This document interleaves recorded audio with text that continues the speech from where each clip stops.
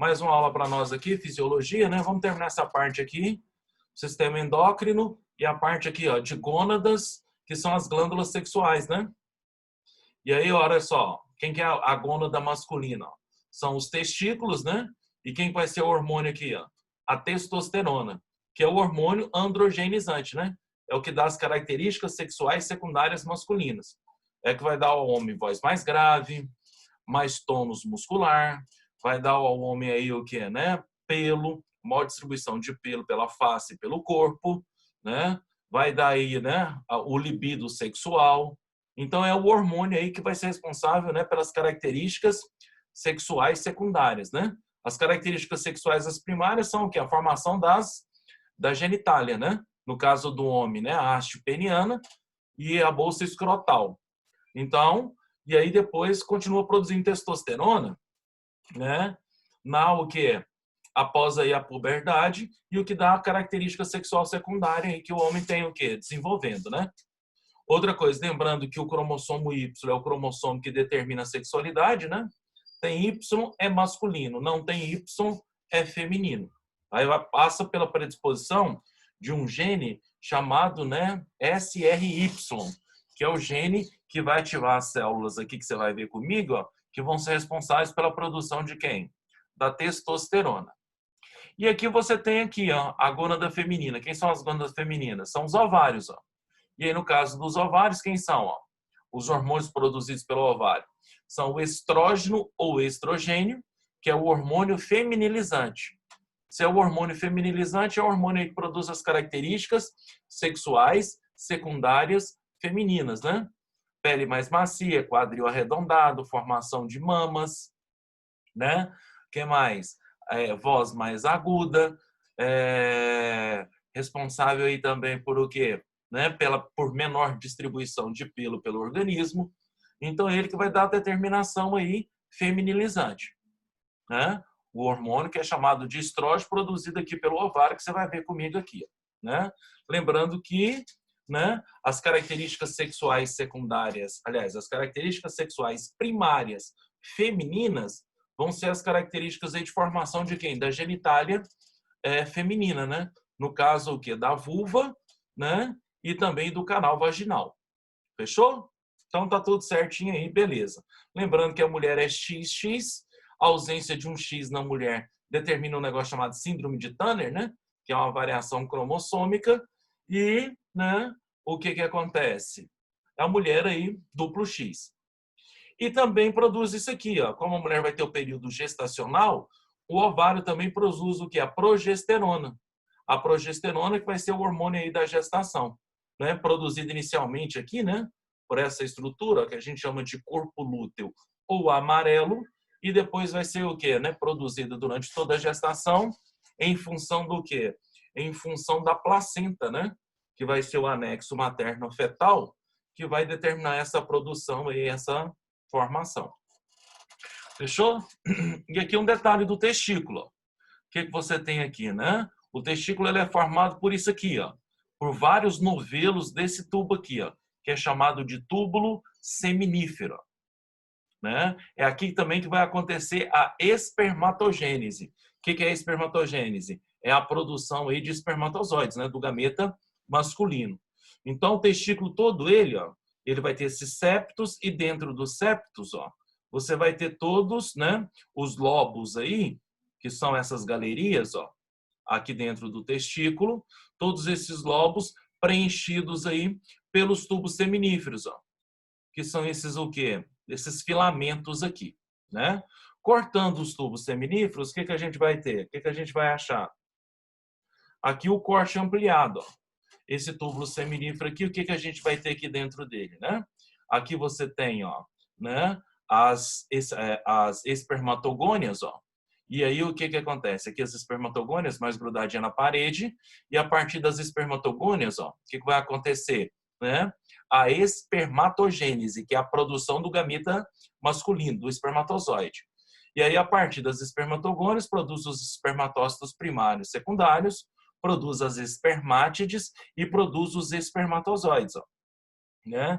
Espermatídeo aqui seriam as espermátides que vão se diferenciar e acaba produzindo os espermatozoides aí, Envolvendo o túbulo seminífero, você tem a membrana basal, ó, que seria essa película aqui que forma o tubo, né? E aí o que acontece? Forma a estrutura toda. Você tem aqui as células de Sertoli, que ficam mergulhadas aqui entre as espermatogônias, né? Entre as espermatogônias, entre os espermatócitos primário e secundário, né? Entre aí, né? As espermátides que vão formar os espermatozoides. E essa célula de Sertoli aqui, a função dela é produzir nutrientes. Vai produzir aí o quê? Né? Vai liberar, né? Vai secretar para os espermatozoides nutrientes aí, ó, principalmente glicose e um pouco de vitamina C também para que os espermatozoides possam absorver essa glicose aí em questão. Então tá aí a célula de Sertoli e aqui de fora ó, você tem as células intersticiais, ó, que ficam entre os túbulos seminíferos, né? E as células intersticiais também são chamadas de células de Leydig. E essas células de Leydig aí, o que elas são? Ó?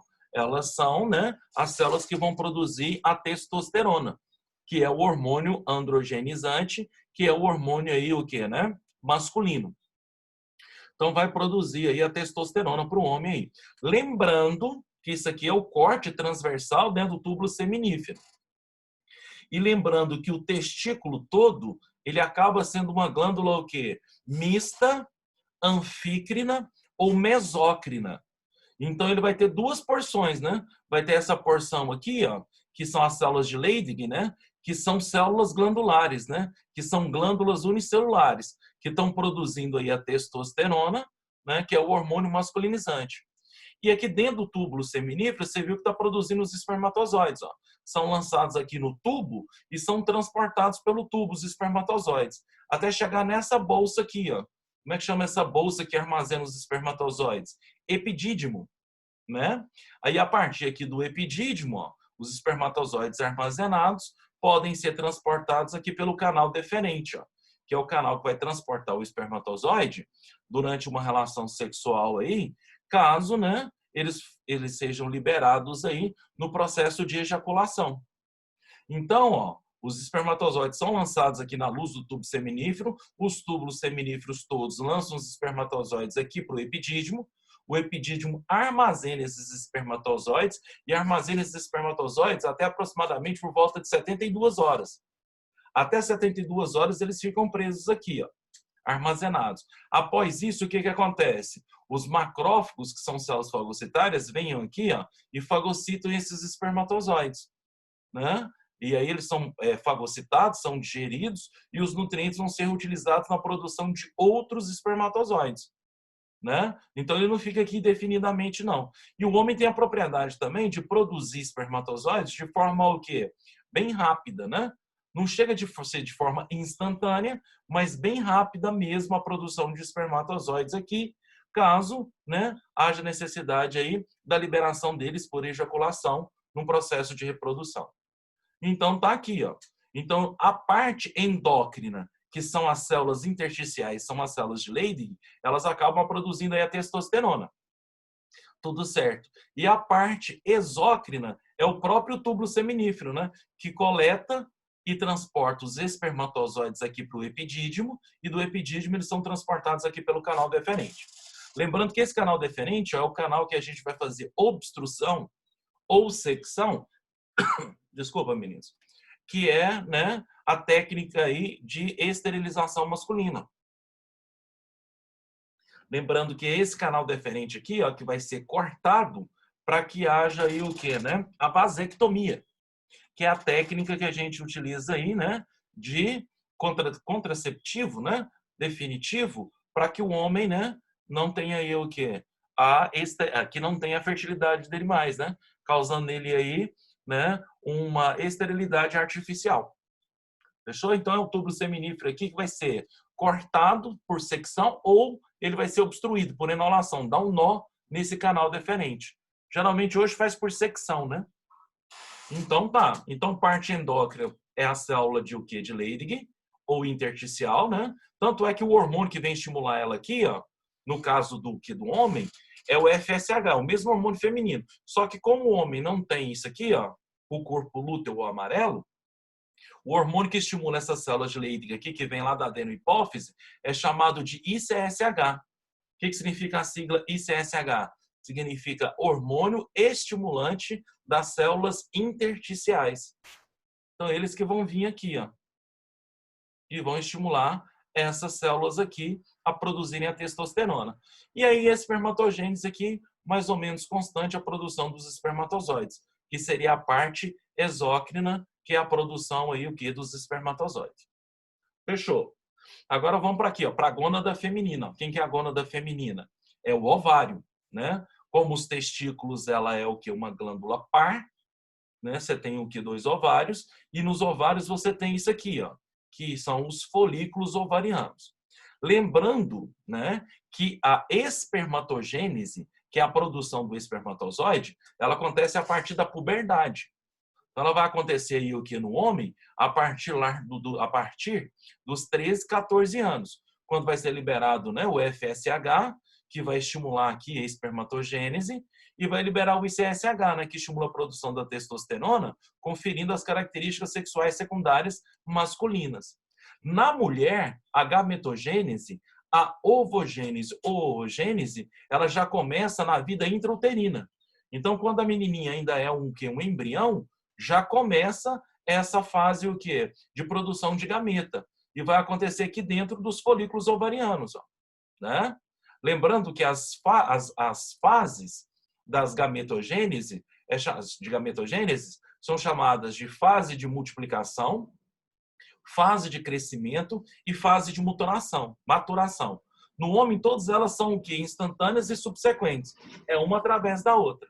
Na mulher já é um pouco diferente. Ó. Primeiro você tem a fase de multiplicação, que acontece ainda na vida intrauterina.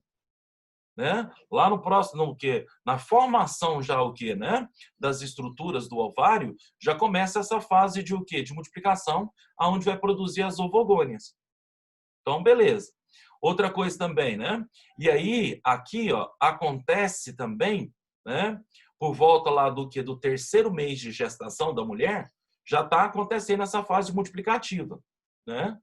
E aí, as ovogônias aqui, ó, dentro dos folículos ovarianos, ó. Essas bolsas aqui que são chamadas de folículos ovarianos ou que são chamados de folículos de Graaf, que foi o cara que descobriu isso. Então, ó, lá por volta do 3º mês de gestação, já está tendo a fase multiplicativa das ovogônias. Aí, no 3º mês, o que acontece? Essas ovogônias, elas se diferenciam e passam a ser chamados de ovócitos, né? E aí, o que acontece? Esses ovócitos começam a crescer. E aí você tem uma fase que é chamada de ovócitos, você tem eles sendo chamados de ovócitos primários. E aí esses ovócitos primários, eles ficam crescendo do 3º até por volta aí o quê, né? Do 7º, né, mês de gestação. Então eles ficam 4 meses na fase de crescimento. Então daí, essa fase de crescimento tão assim acentuada, né, são praticamente 4 meses crescendo, daí, o gameta feminino tem um volume 1000 vezes maior que o gameta o quê? Masculino. Porque ele tem esse período de crescimento que é maior, né? Na nossa espécie, esse tamanho, esse volume 1000 vezes maior do ovócito em relação ao espermatozoide, ele não se dá em função de armazenar o alimento, né, que a gente chama de vitelo. Porque nós vamos desenvolver placenta e o nosso gameta é chamado de alécito. Mas nas outras espécies, a fase de crescimento do gameta feminino ser tão maior que o masculino é em função de armazenar o vitelo, sim, que seria a reserva nutritiva que o embrião vai utilizar durante o seu desenvolvimento. No nosso caso, não é significativa a presença desse vitelo, já que nós somos do que? Eutérios, né? Nós apresentamos os ovários, os úteros, né? Apresentamos aí as tubas uterinas, apresentamos a placenta, as placentas, né? E aí o que acontece? A gente desenvolve uma nutrição um pouco mais sofisticada em relação a outros animais. Mas tem animais que precisam disso, né? Então esse volume 1000 vezes maior aqui do gameta do ovócito em relação ao espermatozoide é um indício evolutivo. É uma herança evolutiva, é um resquício evolutivo nosso. E aí o que acontece? Ficou aí para praticamente 4 meses, né? Do 3º mês de gestação até por volta do 7º mês gestacional, o gameta, né, feminino crescendo, na fase de crescimento. E a mulher ainda, né, na fase aqui, ó, embrionária, lá por volta do 8º mês, ela já começa a desenvolver a fase de maturação. A fase de maturação é a fase que a gente chama de o quê, né? É onde acontece a meiose. É onde o ovócito, o quê? 1 vai sofrer meiose e produzir o ovócito 2, que vai ser necessariamente o gameta. Só que a mulher inicia a meiose 1, aqui dentro do folículo ovariano. Ela inicia a meiose 1 e a partir dessa meiose 1, ela faz a prófase 1. E aí a prófase 1 é dividida em várias subfases, né? Então ela vai fazer a prófase 1, aí faz a prófase 1. Dentro da prófase 1 ela faz a subfase do leptóteno, zigóteno, paquíteno, diplóteno. Aí ela para. Aí, em média, ela vai desenvolver por volta aí o quê, né? Por volta aí de uns 300 mil ovócitos nesse período. E aí ela inicia a fase de maturação, né? Do 8º ao 9º mês. Aí ela faz todos esses 300 mil, o que vai acontecer? Esses ovócitos, eles fazem a meiose 1. Inicia a prófase da meiose 1. Aí faz a prófase, faz leptóteno, zigóteno, paquíteno, diplóteno e diacinese. Aliás, para no diplóteno. Nem chega a fazer a diacinese. Aí esses 300 mil param a meiose. Aí vem o parto, a menina nasce. Aí tem 300 mil ovócitos desses, ó, iniciados na fase de maturação. Aí eles param o processo aí, o quê, né? Divisional. Aí a mulher só retoma esse processo divisional a partir do momento em que ela entrar onde? Na puberdade, com a liberação do FSH e do LH. Então eles ficam paradinhos aqui, ó. Daí, e esse período tem um nome, né? Em que o que fica estacionado o gameta feminino até ele ser liberado. Isso é chamado de dictióteno. O que é dictióteno? Esse intervalo entre o início da fase de maturação e a sua retomada, que só vai acontecer lá na puberdade. Né? E por que só retoma na puberdade? Porque vai liberar os hormônios hipofissários. Né? Quem são os hormônios hipofissários? Vão ser o FSH e o LH, que vai ser liberado aqui. Liberando o FSH, o que acontece? Os folículos primordiais retomam o processo de divisão. E aí esses folículos, o quê? Primários e secundários, eles começam a crescer. Junto desse crescimento aqui, ó, o que está acontecendo? A partir da ação do FSH, volta a retomar aquela meiose que parou. Lá o que acontece, né? Lá no início do parto, lá no parto, né? Parou a meiose 1, parou lá na prófase 1. E aí quando volta aqui o FSH e a menina entra aí, por exemplo, na menarca, né? Que é a primeira menstruação e começa o seu ciclo menstrual, a liberação de FSH estimula a retomada da gametogênese. Isso por volta lá do quê, né? Segundo a Organização Mundial de Saúde, por volta dos 13, 15 anos. Aí estimula a liberação desses o quê? Estimula a retomada da meiose e estimula a formação do gameta feminino.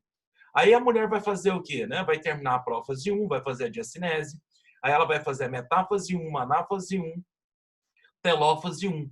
Aí forma o ovócito 2, que vai ser justamente isso aqui, ó, o gameta que vai ser liberado aqui. Então, o ovócito 2, que vai ser formado a partir da retomada da meiose que aconteceu aqui dentro dos folículos, agora na puberdade, é que vai ser o gameta feminino.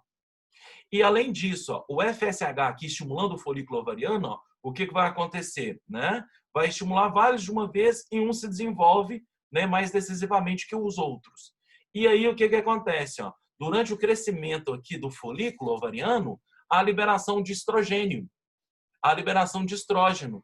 Então, a liberação do hormônio feminilizante, ó, através aí do FSH, do estímulo do FSH. Então, ele estimula tanto o reinício da gametogênese, quanto a partir do momento em que a gametogênese está ocorrendo, ó, ele estimula a produção do quê? Do estrógeno, ou estrogênio, que é o hormônio feminilizante aí. Aí o que acontece, né? Aqui por volta do 14º dia do ciclo reprodutor, ó, o que vai acontecer aqui? Atua aqui um outro hormônio. Qual que é o outro hormônio que vai atuar aqui? Vai ser o LH. Aí esse LH vai atuar aqui, ó, por volta do 14º dia. Qual que é a função do LH? Porque isso aqui é como se fosse uma bolha.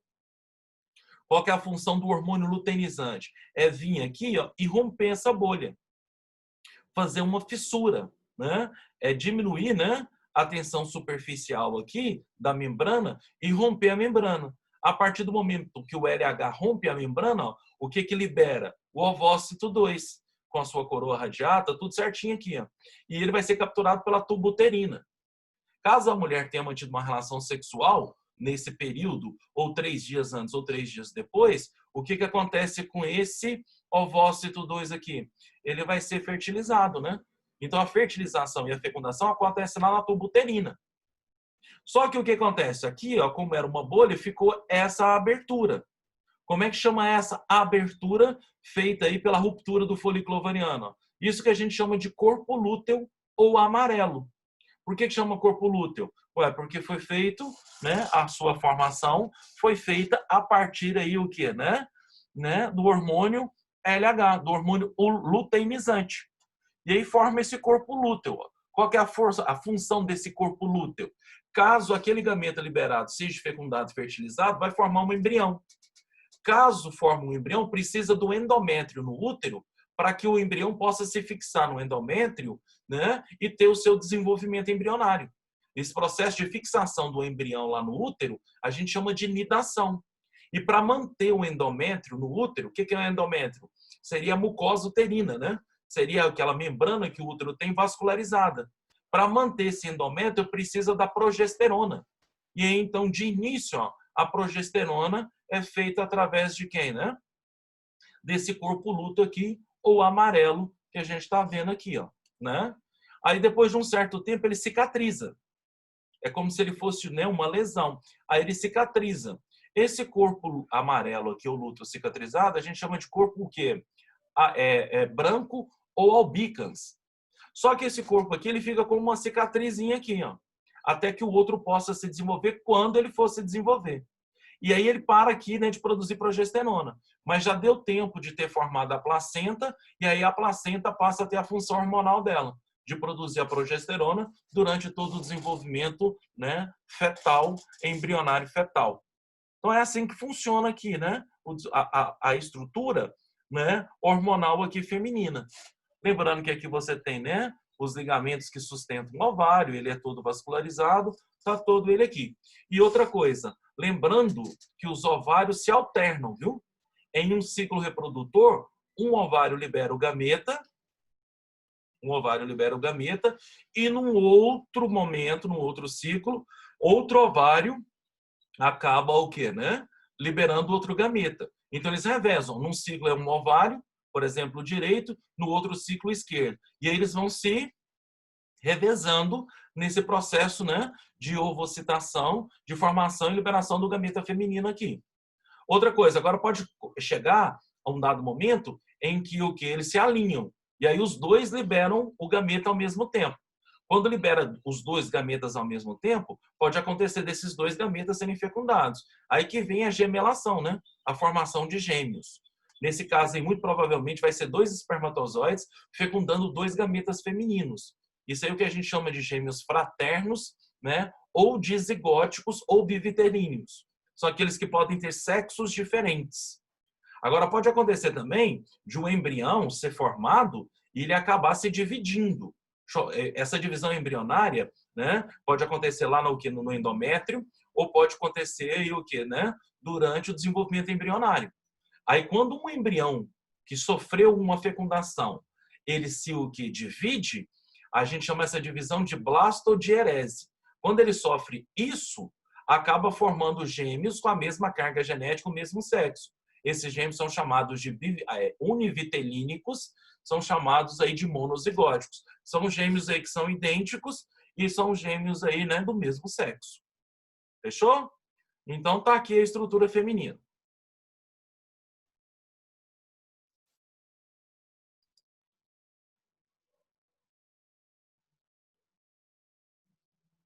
Tá.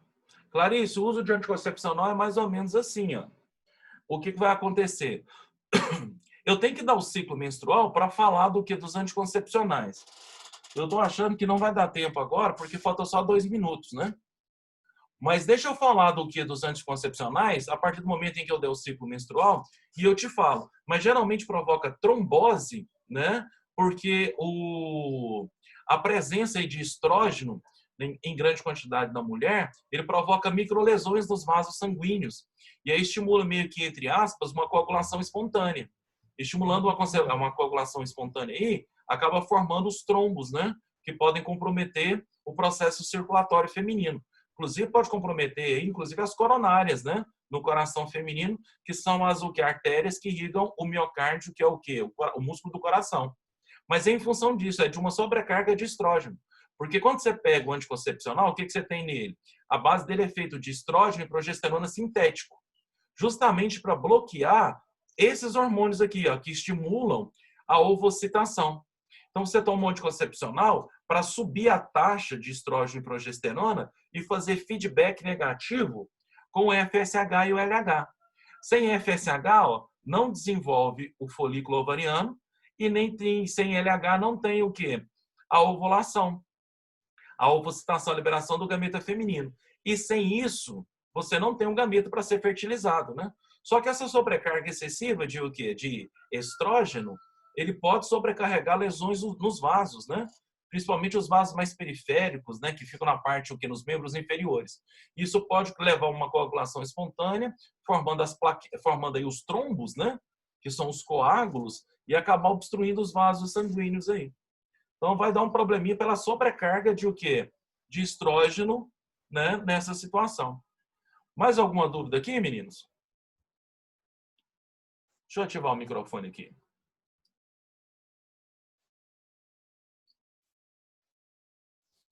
Ativei os microfones aí. Se vocês quiserem fazer mais uma pergunta.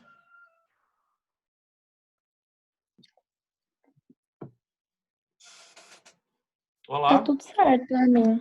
Tudo certo, né? Aí a próxima aula a gente encerra. Eu já vou começar na próxima aula o sistema reprodutor.